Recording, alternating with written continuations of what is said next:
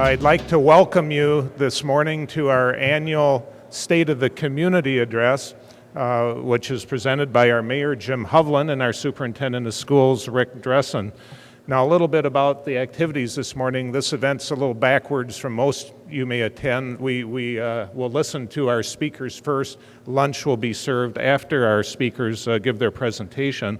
We'll also, again, this is a two-part presentation with Mayor Hovland going first and Superintendent Dressen second. If we can, I'd like to hold off on questions for our speakers until after both presentations, and we'll provide an ample time for you to ask any questions after their presentations.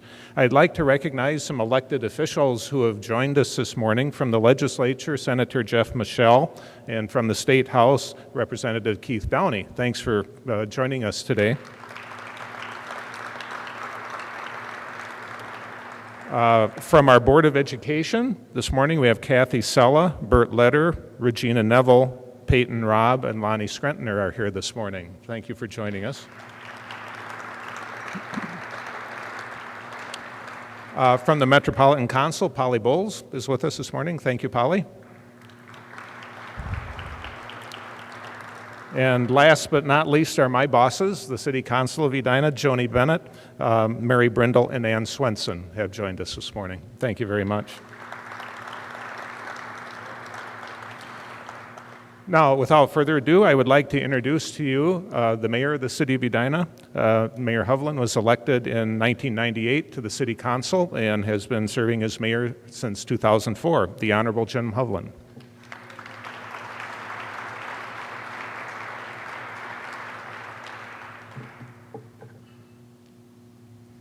Well, it's a gorgeous winter day, and the roads are dry. MnDOT's out filling potholes on Highway 100. What could be better? I was looking around for the General Patton of our Public Works Department. I don't see Wayne Hoole here, but you know, we've got a situation here where we're going to talk about a few things this morning, led off by Public Works activities. We're also going to cover the new Public Works facility. Oh, there Wayne is over here. We're going to talk about what's called a small area guide plan for the existing Public Works building, property value trends, development activity, crime stats, city budget. Try to get out of Rick Dressen's way as quickly as we can. You know, it might seem to a lot of you, me too, that winter gets long and we've had a lot of snowfalls. But as you know from living in Edina, it seems like winter flees before our Public Works team, that our plows are like frontline battle tanks. They make mockery of any winter storm, and of course they're led by our Public Works Director and our City Engineer, Wayne Hoole, who's sitting over here. So Wayne, thanks for keeping us the cleanest suburb in the metro, probably the cleanest town in the metro. We've had all-out snow events 8 times this year, and that compares to 15 in all of the 2008-2009 season, and just 3 of the 4 2009-2010 snowfall events have been 6 inches or more. And so in addition to keeping our roads clean, we're going to show a little video about what else our Public Works Department has been working on this winter, and here's a video with more of that called Moving Day. I don't see the difference. You must have a preference, rain cloud or lover's quarrel. They both look like gray.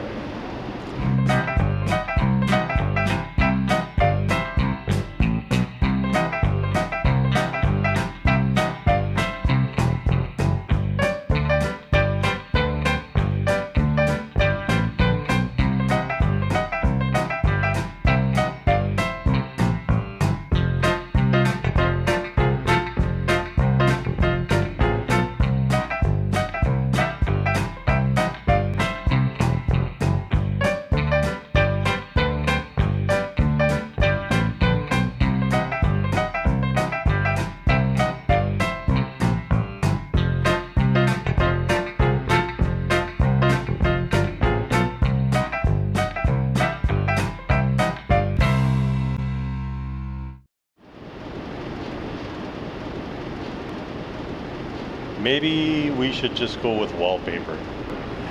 All right, good. As many of you may know, we looked for quite a while for a new public works facility. We've simply outgrown the existing facility behind Jerry's off 50th and Vernon.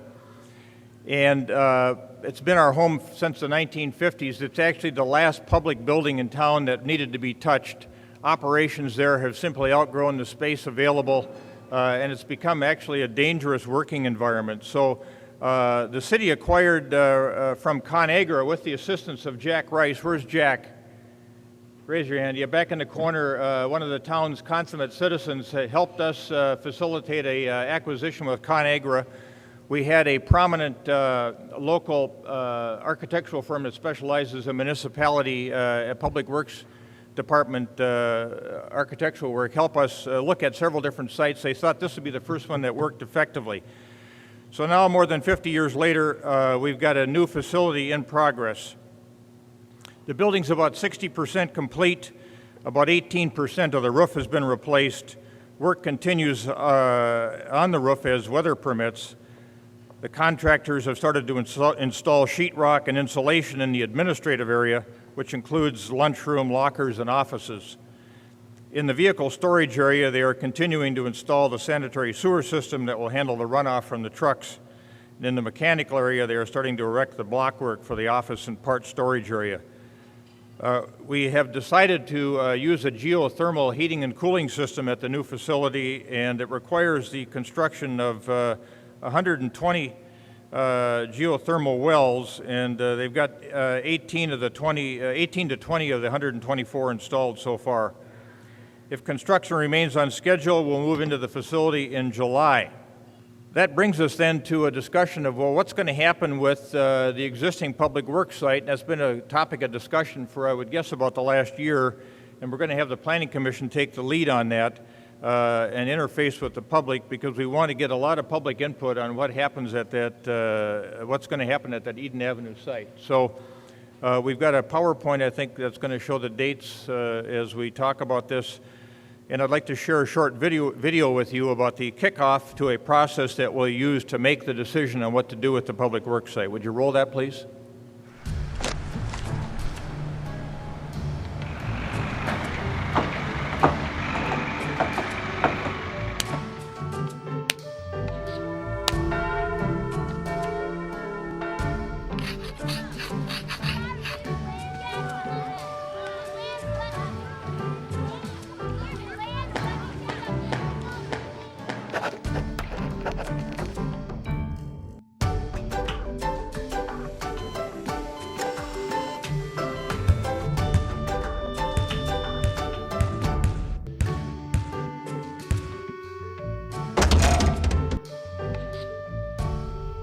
What works for you?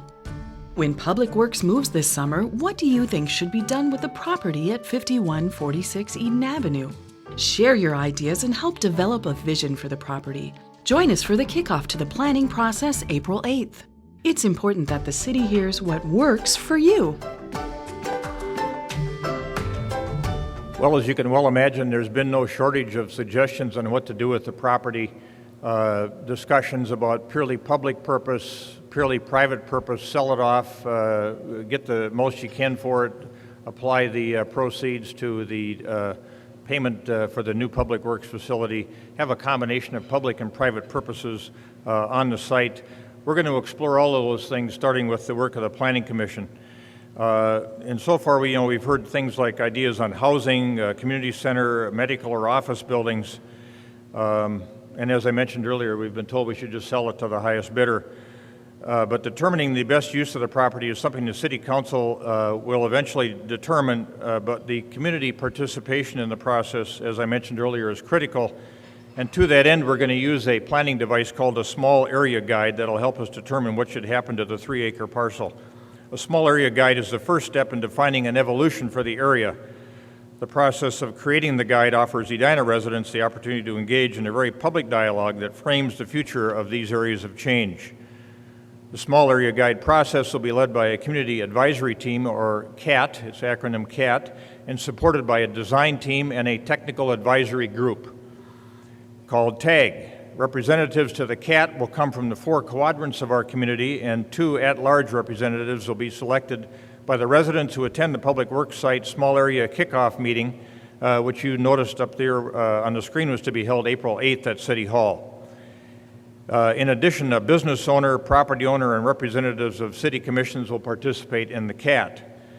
The efforts of the CAT will be augmented by the experience of design, planning, and other real estate professionals on the design team. And like the CAT, members of the design team will be Edina residents who volunteer their time to be part of this process. Staff from the city will form the core of the TAG, whose primary role will be providing technical insights to the process. We are hoping some school district officials will also be part of the group, and the small area guide process for the Edina Public Works Site will occur during the 6-week period starting in early April, organized around meetings that engage citizens and allow the CAT and design team to formulate directions for the future of the site. I encourage all of you to attend that kickoff meeting, which again will be held April 8th from 6:30 to 8:30 at City Hall. So that kind of completes the wrap-up of what's happening with respect to Public Works, both the new building and the existing building. In this kind of an environment where we've faced this, what many are calling now the Great Recession, the greatest recession we've seen since World War II, people ask often questions about property value trends, and particularly of concern to them are property value trends in Edina. And Edina, like most cities within Hennepin County, has not been spared from the current downturn in the real estate market. However, there are some bright spots for Edina compared to other suburban Hennepin County communities. The most recent data that's available is from 2008. The Minneapolis Area Association of Realtors reported that for 2008, the median sales price in Edina was $387,500, an increase of 2.2% from 2007. This figure includes single-family condominiums and townhome sales. Overall, the metro area saw a 13% decrease in median sales price.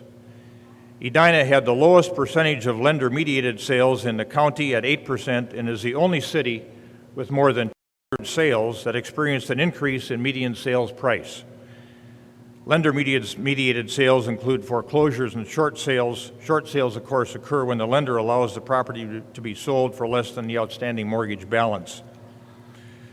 Some cities have shown a significant decline in housing values and have been greatly impacted by the high volume of foreclosures.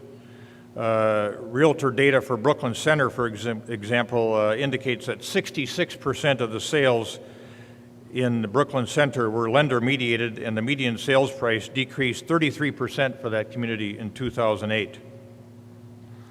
If we compare growth in the different property types, which excludes new construction, we can see that for commercial, industrial, and single-family property, Edina's decreases were significantly less than that for all of Hennepin County. In 2008, Edina's commercial values increased 0.5%, industrial properties rose 3%, apartments decreased about 2%, and single-family homes overall were down 2%. With the exception of apartments in Hennepin County, which went down about 1%, Edina's other property types either increased or had much smaller decreases than Hennepin County as a whole. The value of new construction in Hennepin County was down 30% from 2008 to 2009. For the city of Edina, it increased 22% in that period. Approximately 84% of that new construction is attributable to residential construction. The remaining 16% is improvements in commercial, primarily the Weston Galleria, the new Crate and Barrel, and the Centennial Lake shops. From 2004 to 2007, Edina averaged 6% of the total new construction in suburban Hennepin County. But by 2008, it increased to 11%, and for 2009, Edina had the highest growth of any suburban city for a total construction at 15% for the county. Next, we're going to talk about development activity in the community, and we've got a video that's going to play while I discuss some of the development activities that have taken place in the community. As all of you are keenly aware and keenly interested in, development in our town continues, although it doesn't continue without a great deal of thought and careful judgment by the council, including a project that I'll talk to you a little bit about that we looked at last night on a preliminary basis. We've still got cranes operating in Edina. There's a 75,000 square foot facility under construction just west of the Fairview Southdale Hospital parking ramp called Twin Cities Orthopedics. This will be the state-of-the-art orthopedic center for the entire metro area when it's completed. And I noticed the signage on the building said they hope to be open and operational by the fall of 2010. We also have a law firm moving to Edina from Eden Prairie called Helmuth & Johnson, and they're opening up a 35,000 square foot facility next to the Alina facility right off 169 and 494. The total area site for the Twin Cities Orthopedics is 2.02 acres. The law firm will open its new facility in November of 2010. Also last night, the council considered on a preliminary approval basis the tentative construction of a 150-unit senior assisted living facility on a 6-acre parcel on the Colonial Church site. Colonial Church has wanted to spin off some of its property to use for what they deem the appropriate type of purpose, and the senior assisted living is the concept that they decided was appropriate for the site. And it caused us to work on that. I think it was 10:30 last night when we finally finished our discussion on it. The council had to agree to amending the comprehensive plan to allow a more dense use in what is a single-family residential district. And this was somewhat controversial for the neighbors. We are allowing it to go forward on a preliminary basis. It came out of the Planning Commission on an 8-1 vote for approval, and it came out of the council last night for preliminary approval on a 4-1 vote. So this projected 150-unit project would include 112 assisted units, 28 memory care units, and 12 care suites. The project must still go through the final development phase at both the Planning Commission and the City Council. Next, I'm going to turn to some crime statistics and staffing issues at the police department. We know that as development activity slows during a recessionary period, we also have a corresponding increase in the amount of crime during a recession. And Edina is no exception to that, but because of the work of our terrific police department, we saw fewer increases than other suburbs during the last year. Burglary was up 28%. This is all mostly nonviolent crime I'm going to talk about here. Burglary was up 28% from 2008, although 2008 was an unusually low year. The average number of burglaries per year over the past 5 years has been 161. The 2009 total is down 9% from the average. And in 2009, residential burglary was down 13% from 2008. Most of the residential burglaries that did occur were accomplished through open or unlocked doors or windows. Theft from auto was up 14%, with most of that activity taking place around Southdale, and it was up 5% from the average of the last 5 years. Residential theft from auto was also up 13% from 2008, and 41% of those incidents occurred in multiple unit dwellings. There was no sign of forced entry in 50% of the thefts, and so we remind all of you to remember to lock your service doors on your garage, lock your cars, try to do those, lock your front doors and your back doors, do those sort of common sense things that will help us diminish this nonviolent crime and get it more under control. Despite all these statistics, I still tell you that you live in the safest community in the metro area.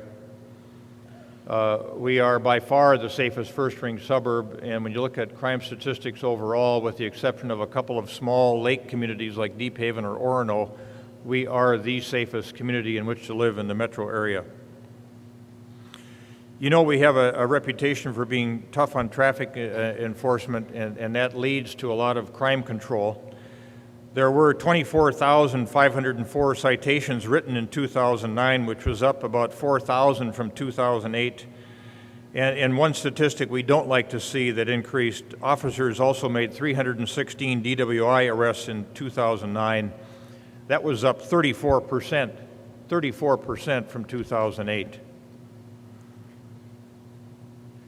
As many of you are also aware, in the past few months we've had a change in leadership at the Edina Police Department. Jeff began work as Chief of Police on January 1st, succeeding Mike Satari, who had a 30-plus year career here in the city of Edina. One of the great police officers and great people in the state of Minnesota, is now over working at the state. Jeff is a lifelong Edina resident and has been part of the department since 1987, when he began his law enforcement career as a community service officer. He's the 6th police chief to be promoted from within the ranks of the department. Obviously, we think that is a very effective way to be grooming the leadership at the police department, and it has proved to be effective in the past for us. Last week, also one of our officers, Dave Nelson, was promoted to deputy police chief, and who works now with the chief in planning, coordinating, and supervising the department staff. Dave's been a member of the department since 1991, most recently serving as a lieutenant since 2005. We've also got a new canine unit coming into service, and we're going to be retiring Kodiak, who has reached the end of his working career. So last week, Officer Jason Baer received a new dog from Slovakia, and the new dog's name is Blade. And Officer Baer and Blade will begin a rigorous 12-week training program to become the police department's newest canine unit. As I mentioned with Kodiak, he'll be retiring next month after 7 years of service, putting his handler and friend Kevin Rothadal, Officer Kevin Rothadal, back on the streets to patrol solo. Police dogs are trained on the 5 core functions of patrol work: agility, obedience, tracking, criminal apprehension, and handler protection. Kodiak is considered one of the country's premier drug-sniffing dogs. Of the 13 dogs in Kodiak's original training program, he is the last to still be working. Just a couple of quick comments on the budget. Well, let me hold off on that. I'm going to handle that in Q&A. I want to get Rick up here. But you know, when I look around the room, it's like a charitable fundraiser in a way. I see all the familiar faces we see all the time that support our town to such a strong degree. Great people, wonderful friends and acquaintances around the room that make Edina what it is. And if I was thinking about, in the context of winter, I found just a nice little poem I thought spoke to winter and spoke to friendship, the kind of friendship all of us have, that all of us enjoy as we try to make this an even greater place for people to live. And it's from a poet named Alfred Domett, and it's a glee for winter. And for those of you that have been thinking this is getting long, take this to heart. Hence rude winter, crabbed old fellow, never merry, never mellow. Well a day in rain and snow, what will keep one's heart aglow? Groups of kinsmen, old and young, oldest they old friends among. Groups of friends so old and true that they seem our kinsmen too. These all merry all together, charm away chill winter weather. What will kill this dull old fellow? Ale that's bright and wine that's mellow? Will we serve any of that at noon? I don't know. Dear old songs from ever new, some true love and laughter too. Pleasant wit and harmless fun, and a dance when day is done. Music, friends so true and tried, whispered love by warm fireside. Mirth at all times all together, make sweet May of winter weather. So to all of you, our friends in the city of Edina, I thank you for making winter a much more pleasant experience in its passage. And now I'm going to ask Rick to come up and talk about some of the activities in the school district. Thank you very much.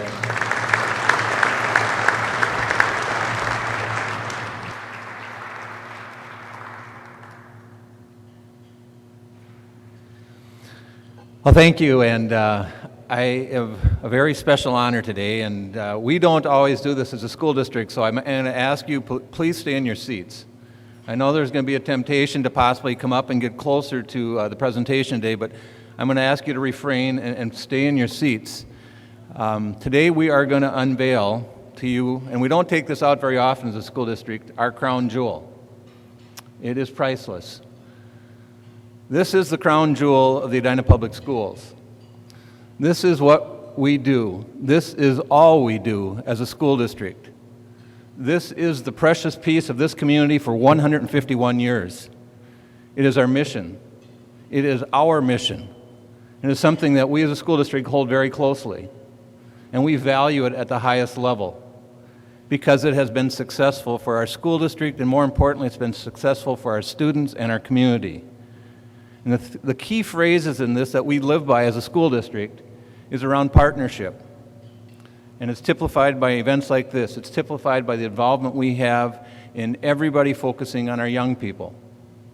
It's about making sure all learners are successful, that we're not here to educate just a few or just a select, but all 8,000 plus students that are going to be part of our school district next year, we're going to make sure that they're ready to thrive in society. That's been a commitment of this community, and that's something we're very proud of. So let me go a little bit deeper into our crown jewel. Let's talk about how this crown jewel comes alive. And it comes alive every day. It comes alive in so many ways. Recently, we were recognized by U.S. News and World Report as one of the top 2% high schools in the United States. Top 2%. And if you go back and look at that report, you'd recognize there aren't many public schools in that arena. There are many private schools, charter schools, select schools, but not one where a community rallies around to make it a success story. And we're very proud of that. And it isn't just the high school that makes that happen. This is a community celebration because this is a successful middle school system, it's a successful elementary, it's a successful early childhood, it's a successful non-public and public, it's a successful family setting. That puts us in the top 2%, and we're going to continue to grow and climb on that. The fact of the matter is that we have an outstanding teaching staff. Over 80% have their master's degree.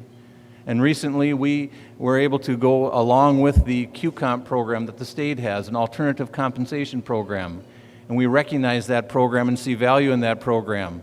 And last year we had 7,000 additional one-on-one visits with an instructional coach and a teacher to improve those teacher skills. Because we know, the research tells us over and over, the most valuable part of the instruction and the most valuable part of the learning is the instruction that our teachers can provide them. So we've invested as a community in that program, and it's been a huge success, and we continue to grow that program. Beyond just that teaching piece, we also recognize that we have a community ed program. It isn't just the 8,000 students we serve, it's our entire community. And again, our community education program is recognized statewide, receiving top awards 7 in the last 9 years on new and exciting programs such as the 60 Plus initiative involving new learning for our 60 Plus livers in the city of Edina. And we had an out-of-work camp where we had 500 people who live in the community come and look for new employment last spring. We grow our early childhood program. We reach out wherever we can to make sure that we are an engaged community. Talk about our academics, we can go beyond that to our extracurriculars. If you were up at a decent time on Thanksgiving, you saw our Edina band marching in the Chicago Day Thanksgiving Day Parade. And that story is told over and over of success that we continue to have in athletics, in arts, in theater, and in academics. We want to recognize our outstanding administrative staff.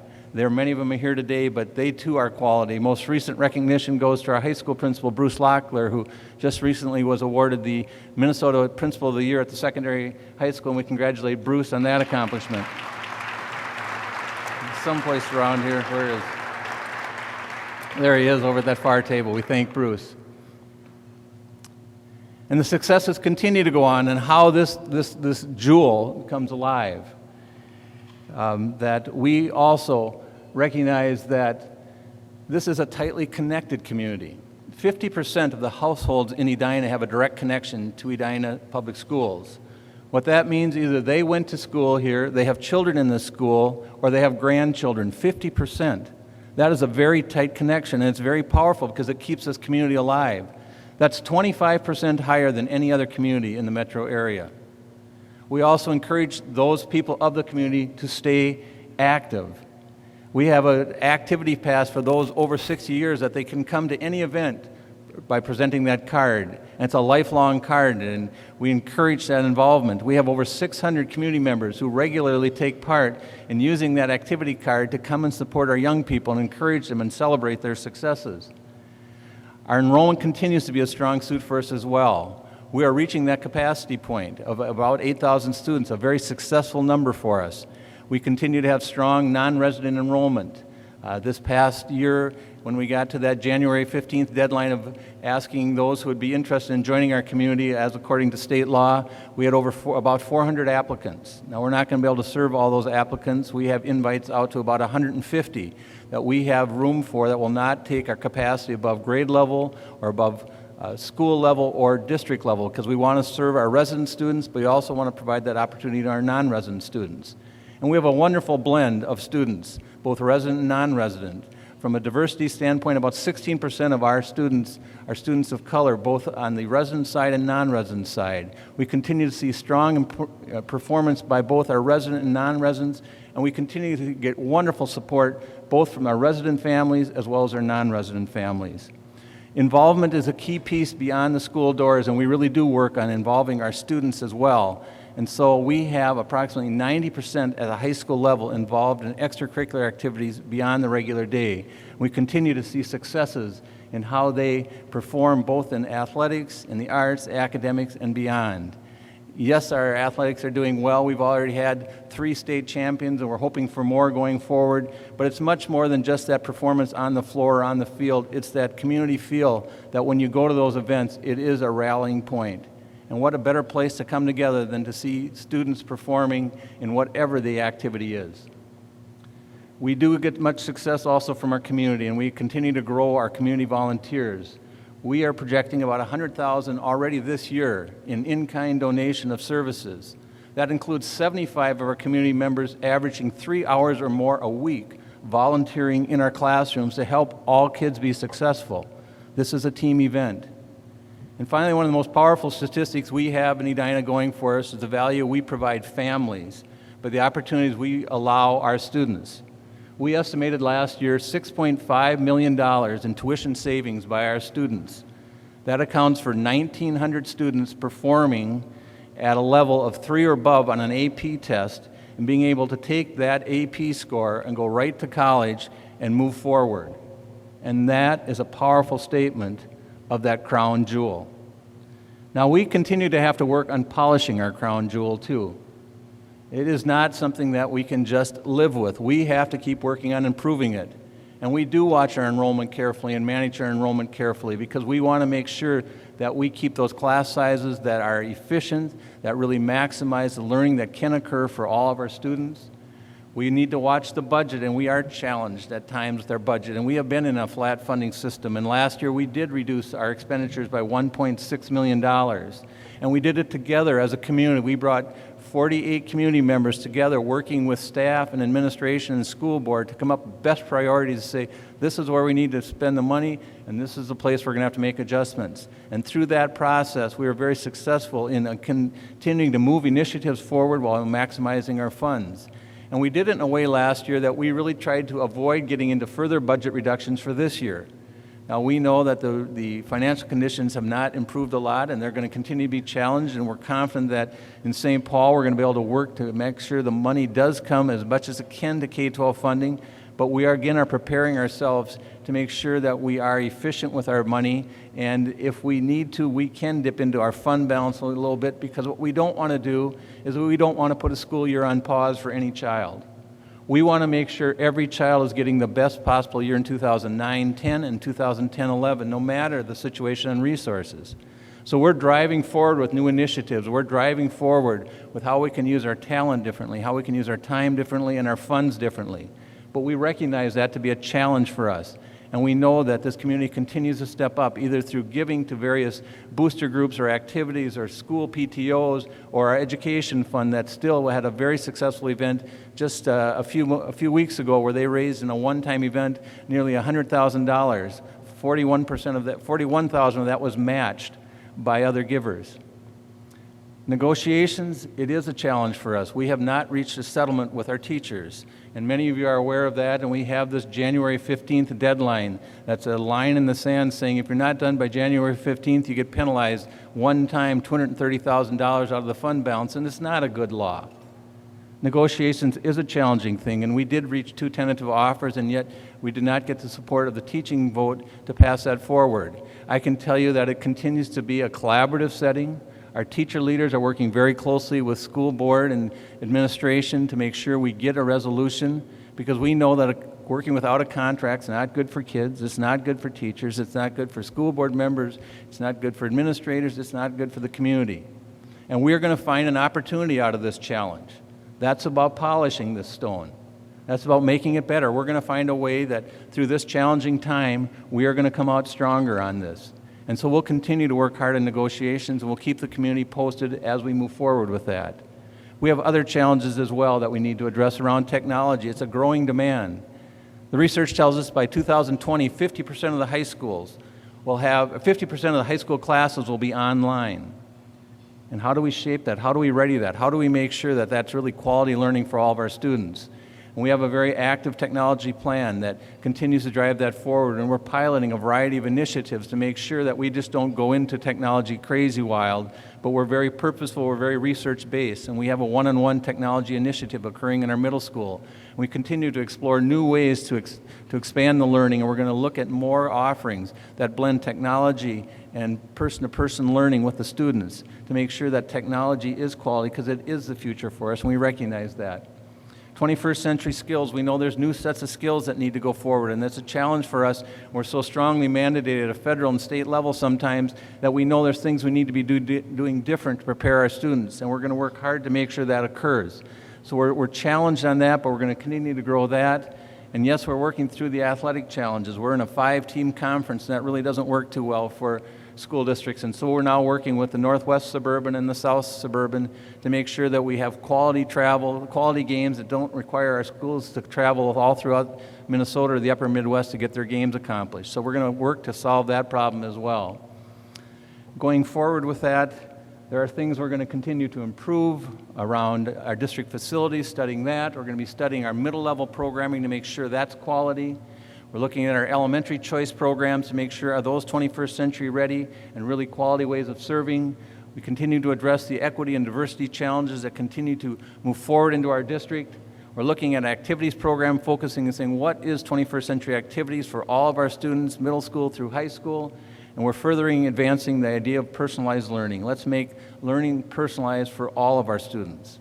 And these are all challenges that we're going to work to improve that crown jewel. But in the end, it's quite simple. It's quite simple of what the crown jewel is about. It's something that we get to experience every day. And I want you to make sure that you understand and feel that crown jewel piece. And it's our students. It's our students that we feel every day that they count on us to make sure that we keep this crown jewel alive. We are very fortunate to have a supportive community that believes and gets education. We're very fortunate we have a crown jewel that as our students get that diploma from Edina Public Schools, that they are ready to face the world, that they are going to make this world a better place, and it's because of the crown jewel. It's because of you. It's because of the students and the teachers. It's because of all of us. We're very fortunate in Edina to have the crown jewel. Thank you very much.